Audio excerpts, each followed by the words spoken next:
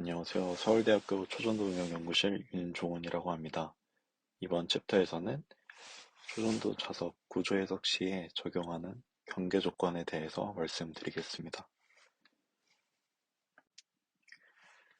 초전도 자석의 구조 해석 시에는 힘의 소스들과 자석이 경험하고 있는 상황들을 고려를 해서 이제 경계 조건을 설정해 주어야 하는데요.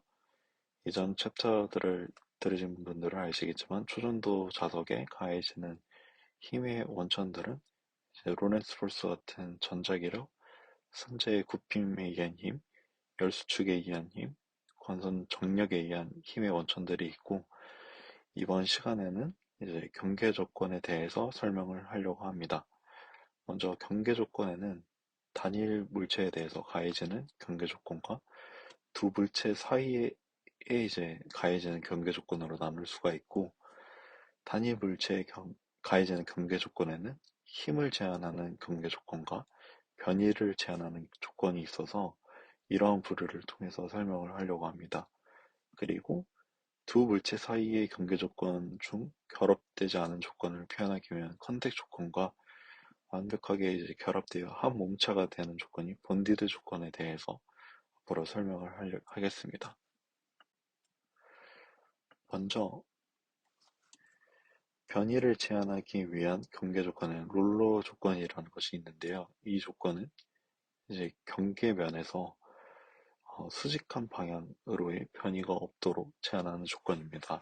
예를 들어 자석의 중앙 단면에서는 위아래로 완벽하게 대칭이기 때문에 위아래로의 변이는 존재하지 않고, 이러한 상황에서는 롤러 조건을 인가해 줄 수가 있습니다.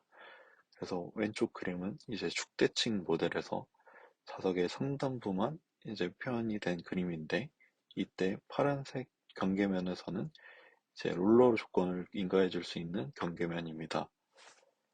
이제 다음으로 이제 변이를 제한하는 조건 중 이제 추가적으로 이제 경계면에서 이제 모든 방향으로의 변이가 없도록 제한하는 조건이 이제 픽스트 조건이란 것이 있습니다. 사실 이제 모든 방향으로의 변이가 없도록 제한하는 조건은 굉장히 가혹한 조건이라서 이러한 경계 조건을 인가하는 상황은 초전도 자석이 상대적으로 매우 무겁고 굉장히 큰 이제 물체로 둘러싸여 있을 때, 이제 이때는 이제 변이 발생이 없는 상황이기 때문에 이러와 같은 특별한 상황입니다. 그래서 해석 시에 이제 픽스트 조건 같은 경우에는 자석에 놓여 있는 상황을 매우 좀 엄밀하게 검토해서 이제 적용할 필요가 있습니다.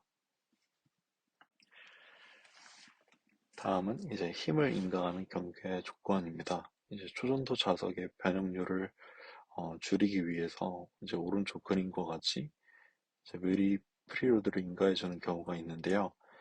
이러한 상황들을 좀 묘사하기 위해서 경계면의 압력이나 이제 힘을 인가해주는 경계 조건들을 이제 사용할 수 있습니다. 다음은 두 물체 사이의 경계면에서의 경계 조건인데요. 컨택 조건은 이제 두 물체가 접촉하고 있지만 결합되지 않아서 떨어질 수 있는 상황을 표현하기 위한 조건입니다. 예를 들면 이제 에폭시나 파라핀을 사용하지 않고 건선하는 경우를 이제 드라이 바운드 코일이라고 하는데, 이때 모든 턴들은 이제 접촉만 되어 있을 뿐 언제든지 턴 간 세퍼레이션이 일어날 수 있는 상황입니다. 이때는 이제 턴 간에 이제 컨택 조건을 인가를 해서 구조 해석을 하게 됩니다. 이제 다음 조건으로 이제 본디드 조건이란 게 있는데, 드라이 원드 코일과 반대로 이제 에폭시로 합체한 코일의 경우에는 이제 모든 턴들이 결합되어 한 몸체가 되게 됩니다. 이러한 경우에는 이제 턴을 모두 결합시켜서 이제 한 몸체로 해석하는 조건을 인가하게 됩니다.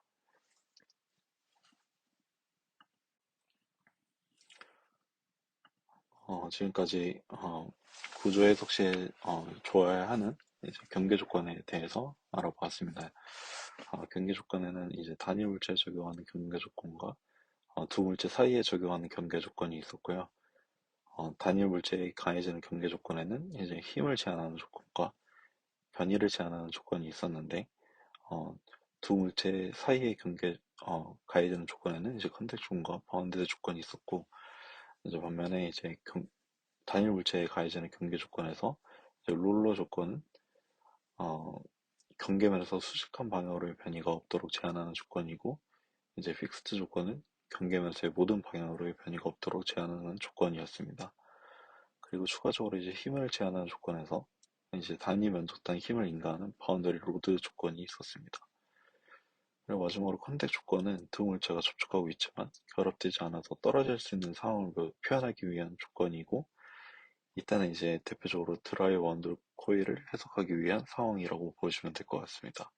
그리고 마지막으로 본디드 조건은 물체를 모두 결합시켜서 한 몸체로 해석하는 조건이었고, 이때의 대표적인 예시로는 이제 에폭시로 완전히 함침한 코일의 경우에는 이제 한 몸체가 되기 때문에, 이런 경우에는 이제 본디 조건을 주어서 해석을 하였습니다.